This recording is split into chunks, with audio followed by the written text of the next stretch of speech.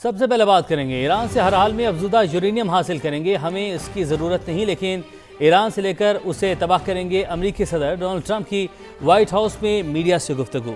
آبنہ Hormuz پر امریکہ کا مکمل control ہے، نہیں چاہتے کہ ایران آبنہ ہرمز پر ٹول ٹیکس لے۔ صدر ٹرمپ نے دعویٰ کیا کہ ابھی تک کوئی جہاز امریکی اجازت کے بغیر آبنہ ہرمز سے نہیں گزرا۔ We want it open, we want it free, we don't want tolls. It's international, it's an international waterway, they're not charging tolls. There hasn't been a ship that's been able to get through without our approval. Keep their highly enriched uranium. No, we get the highly enriched. We will get it. We don't need it, we don't want it. We'll probably destroy it after we get it, but we're not going to let them have it. ادھر ایران کے supreme leader Mujtaba خامنہئی نے دو ٹوک اعلان کیا ہے کہ افزودہ uranium ملک کے اندر ہی رہے گی۔ برطانوی خبر رساں ایجنسی رائٹرز نے ایرانی حکام کے حوالے سے دعویٰ کیا ہے کہ ایرانی سپریم لیڈر کی یہ ہدایت ایرانی اسٹیبلشمنٹ کے اندر موجود اتفاق رائے کی عکاسی کرتی ہے۔ ایرانی اعلیٰ حکام کا خیال ہے کہ اس مواد کو باہر منتقل کرنے سے ملک مستقبل میں امریکہ اور اسرائیل کے حملوں کے لیے زیادہ کمزور ہو جائے گا۔ رائٹرز کے مطابق ایران کا یہ اقدام امریکی صدر ڈونلڈ ٹرمپ کو برہم کر سکتا ہے۔ صدر ٹرمپ نے اسرائیل کو یقین دہانی کرائی ہے کہ ایران کی افزودہ یورینیم کسی دوسرے ملک منتقل کی جائے گی۔ جنگ بندی تجاویز میں افزودہ یورینیم کا معاملہ بھی شامل ہے۔ ایران کے ساتھ مذاکرات میں کچھ مثبت اشارے ملے ہیں، دیکھتے ہیں تہران کے ساتھ کسی ڈیل پر پہنچتے ہیں یا نہیں۔ امریکی وزیر خارجہ مارکو روبیو کی میڈیا سے گفتگو، کہا آبنہ ہرمز پر ٹیکس کا نظام سفارتی کوششوں کو متاثر کرے گا۔ مارکو روبیو کی نیٹو پر تنقید، بولے ایران کے معاملے پر ہم نیٹو کے رد عمل سے خوش نہیں۔ اور دہشت گرد ریاست عالمی دباؤ کے سامنے جھکنے پر مجبور ہو گئی۔ اسرائیل نے گلوبل سموتھ فلوٹیلا کے تمام 430 رضاکاروں کو رہا کر دیا۔ رہائی پانے والے کارکنان خصوصی پروازوں کے ذریعے ترکی پہنچ گئے۔ استنبول ایئرپورٹ پر میڈیا سے گفتگو کرتے ہوئے رضاکاروں نے اسرائیلی سفاکیت کا پردہ چاک کیا، قید کے دوران ہونے والے مظالم سے آگاہ کیا۔ اسرائیل سے رہائی کے بعد سعد ایدھی کا ویڈیو بیان بھی سامنے آ گیا۔ سعد ایدھی کے مطابق اسرائیلی فورسز نے 3 دن تک غزہ فلوٹیلا کے رضاکاروں کو کشتی میں قید رکھا، تشدد کا نشانہ بنایا گیا، جسم پر اب بھی تشدد کے نشان ہیں۔ ذہنی کوفت بچانے کے لیے 3 دن تک سونے نہیں دیا گیا، روزانہ آدھا لیٹر کی صرف ایک بوتل میں پانی ملتا تھا۔ چوتھے دن اسرائیل منتقل کیا گیا۔ ترکی میں پاکستانی کونسلیٹ نے سعد ایدھی کا استقبال کیا۔ ہماری مشترکہ کوششوں سے سعد ایدھی اسرائیل کی غیر قانونی حراست سے رہا ہو گئے۔ نائب وزیر اعظم اور وزیر خارجہ اسحاق ڈار کا ایکس پر پیغام، کہا سعد ایدھی دیگر رضاکاروں کے ساتھ بحفاظت استنبول پہنچ گئے۔ ترکی حکومت کے مشکور ہیں جس نے محفوظ استنبول واپسی یقینی بنائی۔ ان کا کہنا تھا کہ انسانی حقوق کے کارکنوں کے ساتھ اسرائیلی فوج کے غیر انسانی سلوک کی مذمت کرتے ہیں۔ پاکستان اور چین کے سفارتی تعلقات کی 75ویں سالگرہ کا اسلام آباد میں جشن، صدر مملکت، وزیر اعظم اور معزز چینی مہمانوں کی تقریب میں شرکت۔ پاکستان اور چین کی ثقافت کے جلووں نے محفل کو 4 چاند لگا دی۔ صدر آصف علی زرداری اور وزیر اعظم شہباز شریف نے چین کے ساتھ دوستی کو پاکستانی حکومت اور عوام کا اہم ترین اثاثہ قرار دیا۔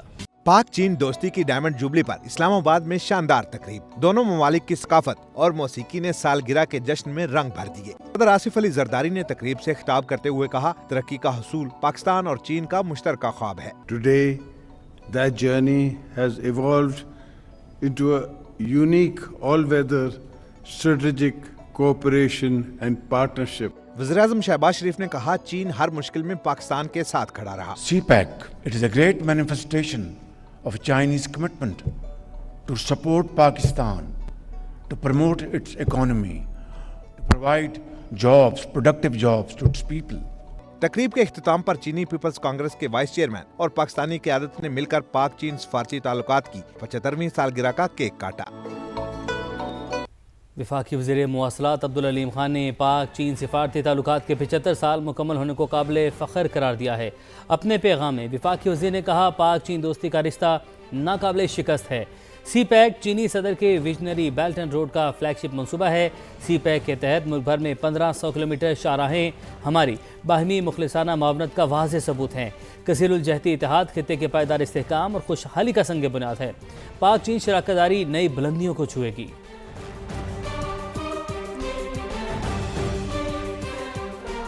आपको रावलपिंडी से अपडेट करें, जहां पर रवास सब्जी मंडी के करीब दुकानों में लगी आग पर काबू पा लिया। तो आपको बता रहे हैं कि फायर ब्रिगेड ने आग पर काबू पा लिया है। जिले इंतजामिया की जानिब से ऐसा बताना है। रेस्क्यू ऑपरेशन में फायर ब्रिगेड की 10 गाड़ियों ने हिस्सा लिया। आग लगने के बाद माली नुकसान का तखमीना लगाया जा रहा है। रवास सब्जी मंडी के करीब दुकानों में लगी आग बुझा दी गई है। फायर ब्रिगेड ने आग पर काबू पा लिया है। जिले इंतजामिया की जानिब से ऐसा बताना है। उनका कहना है कि रेस्क्यू ऑपरेशन में फायर ब्रिगेड की 10 गाड़ियों ने हिस्सा लिया। आग लगने के बाद माली नुकसान का तखमीना लगाया जा रहा है। ये आग लगने के मनाजिर आप देख सकते हैं समा की स्क्रीन पर। रवास सब्जी मंडी के ये मनाजिर हैं, जहां पर आपको बताएं कि उसके करीब ही दुकानों में आग लगी, जिसको बुझा दिया गया है। फायर ब्रिगेड ने आग पर काबू पा लिया है। जिले इंतजामिया की जानिब से ऐसा बताना है कि रेस्क्यू ऑपरेशन में फायर ब्रिगेड की 10 गाड़ियों ने हिस्सा लिया। आग लगने के बाद माली नुकसान का तखमीना लगाया जा रहा है। जिले इंतजामिया का ऐसा बताना है। तो आग लगने की वजूहात ताहाल सामने नहीं आ सकी। रेस्क्यू फायर फाइटर्स को तलब किया गया था और उन्होंने आग पर काबू पाया है। रेस्क्यू ऑपरेशन में फायर ब्रिगेड की 10 गाड़ियों ने हिस्सा लिया। आग लगने के बाद माली नुकसान का तखमीना लगाया जा रहा है। यासिर हकीम ने हमें ज्वाइन किया है। यासिर, तफसीलात बताइए, कुछ वजूहात सामने आई है कि आग कैसे लगी? देखिए, इब्तदाई तौर पर आग लगने की कोई वजूहात पहले तो नहीं हो सका। ताहम ये जरूर सच्चा जाहिर किया गया है कि ये आग शॉर्ट सर्किट की वजह से लगी थी। ताहम इसका फैसला बाद में किसी भी इंक्वायरी या तहकीकात में किया जाएगा। मौका पर जो आग लगी थी, खोखा बाजार जितनी दुकानें थी वो तमाम की तमाम जलकर खाकसार हो गई है। जूतों, कपड़ों, बर्तनों और प्लास्टिक के बर्तनों समेत जितनी दुकानें थी, लेदर शॉप थी, वो तमाम की तमाम उनमें जितना सामान था वो जलकर खाकसार हो गया। और मद्दे नगाह तक जहाँ तक ये बाजार है वहाँ तक धुआं ही उठता दिखाई दे रहा है। आग पर आपसे चलने में कबल काबू पाया गया है। जो दुकानदार हैं जिनकी ये दुकानें थी वो मौका पर पहुंचे, उनकी जानिब से ठीक है यासिर, आप तफसीलात बता रहे थे, बहुत शुक्रिया आपका। जंग से अफसोसनाक खबर है, जहां बरेडी अड्डा के करीब ट्रॉलर कार पर उलट गया। हादसे में 4 अफराद जाँ बहक और 1 शख्स जख्मी हो गया। जाँ बहक 3 अफराद का ताल्लुक लाहौर से था जो भक्कर जा रहे थे। रेस्क्यू के मुताबिक हादसे में एक मकामी शख्स भी जाँ बहक हुआ है।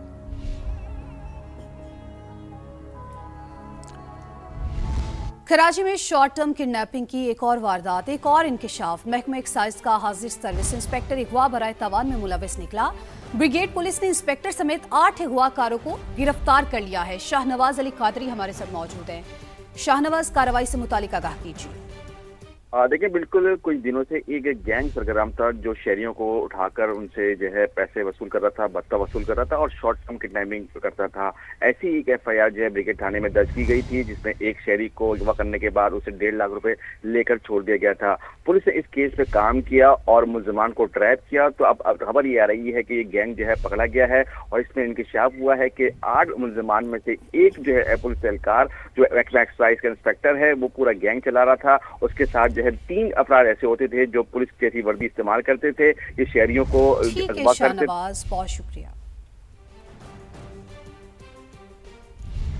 मोहब्बत की कीमत 2 भाइयों की जान से चुकाना पड़ी। नसीराबाद में पसंद की शादी करने वाले नौजवान के 2 भाइयों को मौत के घाट उतार दिया गया। रुस्तम अली की रिपोर्ट देखिए। की शादी ने 2 जिंदगियां निगल ली। नसीराबाद में 2 भाइयों को बेदर्दी से कत्ल कर दिया गया।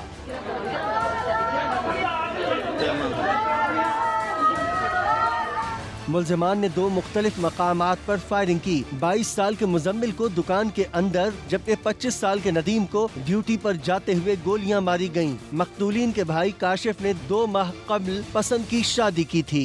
8 बजे मेरा बेटा ड्यूटी पे जा रहा था, नदीम साथ गोलियां लगा के कत्ल कर दिया। फिर दूसरे बेटे इस दुकान में बैठे थे, मुजम्मिल नाम था, उसको 7 गोलियां दी, वो भी शहीद हो गया। पुलिस ने दावा किया है कि मुलजमान को जल्द गिरफ्तार कर लेंगे। हमारे SSP साहब ने 2 टीमें तश्कील दी हैं, उसमें मैं भी हूँ, DSP मीरो खान है, DSP नसीराबाद है, पूरी हमारी टीम है। जो बता रहे थे जो अक्यूज्ड, उनके घरों पे वो घर पहले से ही खाली थे, वहाँ पे कोई भी नहीं है। दोनों भाइयों को आहों और सिस्कियों में मकामी कब्रिस्तान में सपर्दे खाक कर दिया गया, जबकि पुलिस ने ताहाल मुकदमा दर्ज नहीं किया। रुस्तम अली, समा, नसीरा।